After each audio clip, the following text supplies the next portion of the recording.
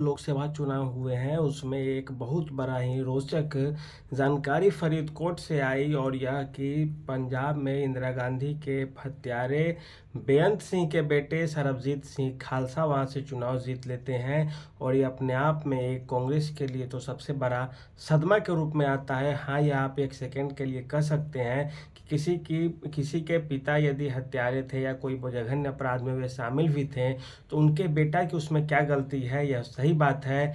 लेकिन जब आप चुनाव प्रचार की बात करेंगे सरबजीत सिंह खालसा के, जो बेअंत सिंह के बेटे हैं, तो वे अपने पिता के नाम पे ही वोट मांग रहे थे।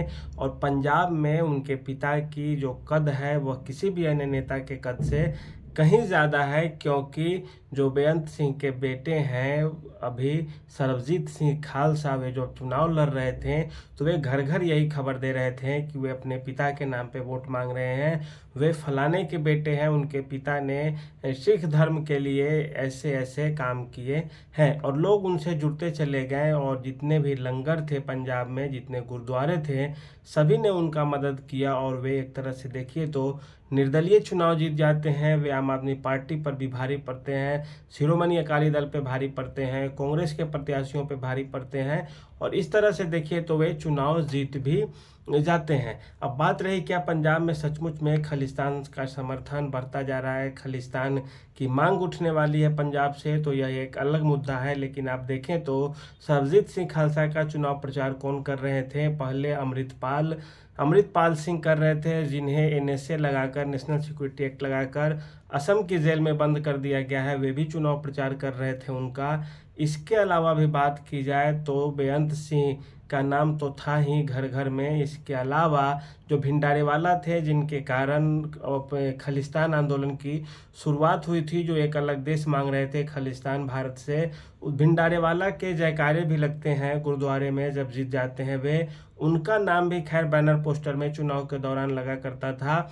और इसके बाद से सिख धर्म के जो लोग हैं वे थोड़ा सरबजीत सिंह खालसा के तरफ आकर्षित होते हैं, और उनके परिवार का जो बलिदान है उस पे वे लोग मत करने का निर्णय ले लेते हैं, और वे वोट भी उनको करते हैं, जिता भी देते हैं। उनकी एक तरह से देखें तो 3-4 मांगे हैं। नशे की जो लत है पंजाब में, उसे कम किया जाए। इसके अलावा सिख धर्म के जो गुरु ग्रंथ साहिब है, धार्मिक ग्रंथ है, उनका आदर किया जाए। इसके अलावा अमृतपाल सिंह को जेल से छोड़ा जाए। इसके अलावा जो सिख हैं उनकी बेअदबी को कम किया जाए, अर्थात जो जेल में यदि बंद है किसी भी कारण से, तो उनकी सज़ा जैसे पूरी होती है तो जेल से उन्हें रिहा किया जाए। तो इन सब मुद्दों पे लड़े हैं सरबजीत सिंह। लेकिन सबसे बड़ी बात है कि भारत में एक प्रधानमंत्री की हत्या करने वाले जो विचार थे, जो विचारधारा है, आखिर क्या उसे फिर से पनपने का मौका दिया जा रहा है? क्या लोग उन्हें प्रमोट कर रहे हैं? ये अपने आप में एक लोकतंत्र के लिए बहुत बड़ा खतरा है, और लोकतंत्र के लिए बहुत बड़ी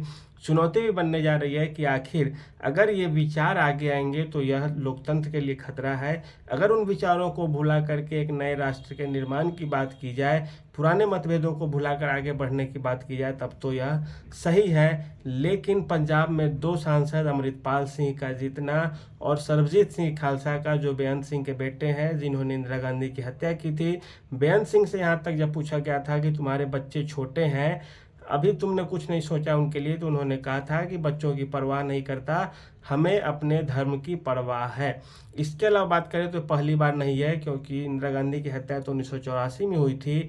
1989 में भी उनकी पत्नी चुनाव लड़ चुकी है, जीत चुकी है, और उनके जो पिताजी थे अर्थात सरबजीत सिंह के दादा, वे भी चुनाव जीत चुके हैं। तो इनके परिवार का पुराना राजनीतिक इतिहास रहा है पंजाब से।